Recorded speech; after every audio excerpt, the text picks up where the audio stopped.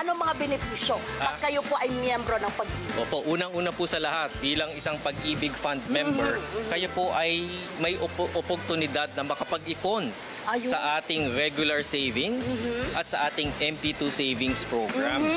So yung pong mga savings programs po natin ang bukas para sa ating mga manggagawang Pilipino at mga miyembro.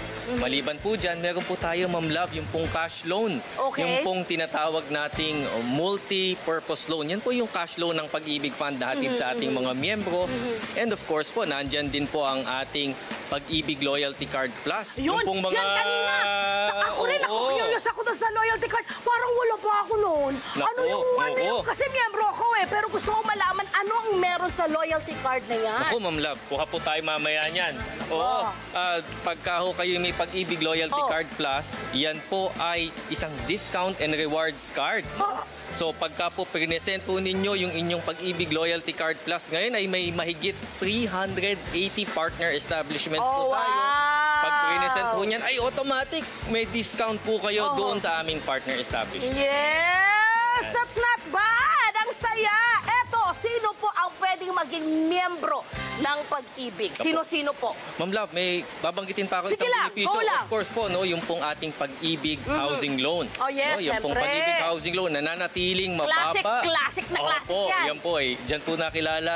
Ang At yan po ay, yan po ang mandato ng Pag-ibig Fund at nananatili pong mababa ang annual interest rates ito. Again, kasi ho, gusto nating magkaroon ng pagkakataong magkabahay ang mga kapwa natin Pilipino. Lalo na yung mga OFW natin. Opo, tama po. Tama po. Kaya po ang Pag-ibig Housing Loan ay accessible at yun nga po, mahalaga, Ma'am Love, affordable. Correct, kaya. Kaya Hindi maiilit yung kanilang Tama po, bahay, tama no?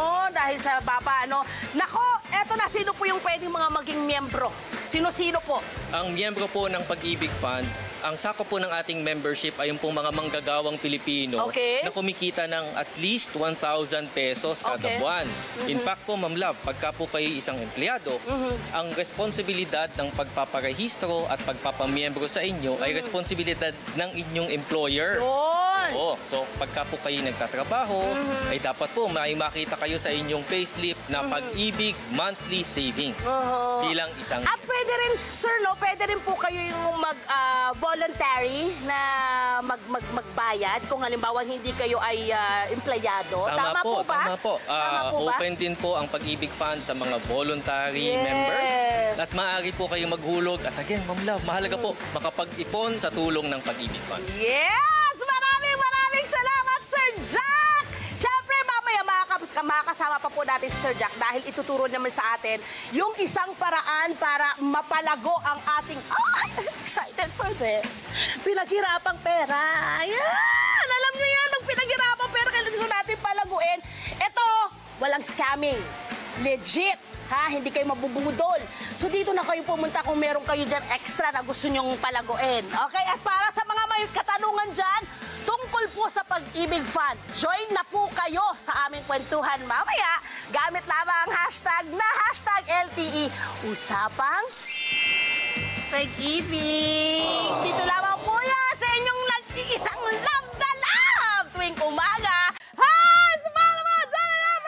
Mga Kanet 25. This is Love and New Verbo. For more love, Tunipet, and Arafang updates, just click the subscribe button and follow us on our Net25 social media pages at Net25 TV and Net25 Entertainment Facebook. See ya. I love ya.